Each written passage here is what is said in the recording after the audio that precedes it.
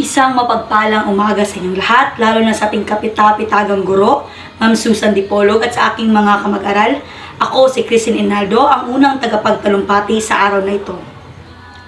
Marahil, alam na ninyo ang nangyayari sa ating paligid. Ang biglaang pag-init ng temperatura, ang pabago-bagong klima at ang makakapal at maitim na ulap. Marahil, batid na ninyo ang pagbabago sa daloy ng temperatura at kondisyon ng panahon sa buong mundo ay tinatawag nating climate change.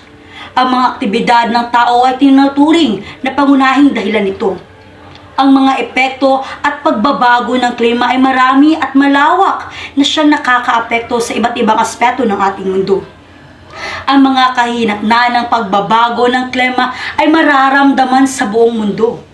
Ang pagtaas ng temperatura ay nagre-resulta sa pagkatunaw ng glacial, pagkawala ng yelo sa dagat at pagtaas ng kakulangan ng tubig sa ibang rehiyon.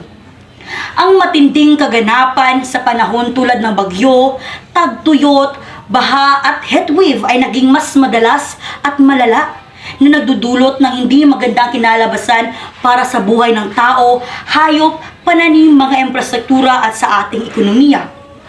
Dulot na rin ito ay ang pagtaas ng level ng tubig dagat dahil sa pagkatunaw ng mga polar ice cap at thermal expansion ng tubig sa karagatan na siya rin nagdudulot ng malaking banta sa mga komunidad sa baybayin at bababang rehiyon.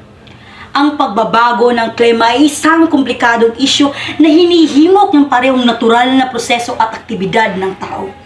Kinakailangan para sa mga individual, komunidad, pamahalaan at international na mga organisasyon na magtulungan upang mabawasan ang mga greenhouse emissions, umangkop sa pagbabago ng klima at magsulong ng napapanatiling kasanayan upang mapagaan ang mga mapaminsalang epekto ng pagbabago ng klima. Pangalagaan ang kinabukasan ng ating planeta.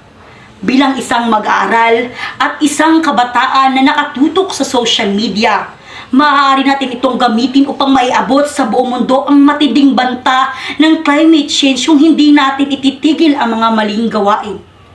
Gamitin ang social media upang manghimok ng mga tao, lalo na ng mga kabataan, na makibahagi sa ating mga aktibidad kagaya na lamang ng clean-up drive, pagtatanim ng mga mangrove trees at pagre-recycle ng mga plastic sa halip na itapon at sunugin ang mga ito. Ang bawat isa sa atin ay nagtataglay ng kakayahang hamunin ang sarili tungo sa pagbabago at kaayusan ng mundong ating tinitirhan. Kaya bago ko lilisanin ang entabladong ito, nais ko lamang ipaalam sa inyo na ang kamalayan sa pagbabago ng klima ay pinakamahalaga. Sa pamamagitan ng pag-unawa ng mga sanhi at kahinatnan nito ay maaari tayo aktibong mag-ambag ng mga paraan upang magpapagaan ng mga epekto nito. Sa pamamagitan ng kamalayan, edukasyon at sama-samang pagkilos ay magkakaroon tayo ng potensyal na sagapin ang isang masaganang kalikasan para sa ating mga kabataan sa hinaharap. Ika nga ni Dr. Serzal, ang kabataan ang pag-asa ng bayan. Kaya't nararapat lamang na tayo ang manguna na magsikap at labanan ang pagbago ng klima. Paghimok ng mga makabagong solusyon at pagtaguyod para sa makabuluhang pagbabago.